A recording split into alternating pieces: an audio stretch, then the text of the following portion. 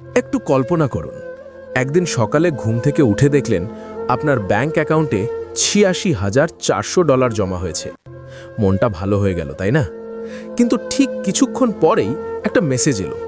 জানতে পারলেন ওই অ্যাকাউন্ট থেকে $১০০ বা $২০০ চুরি হয়ে গেছে।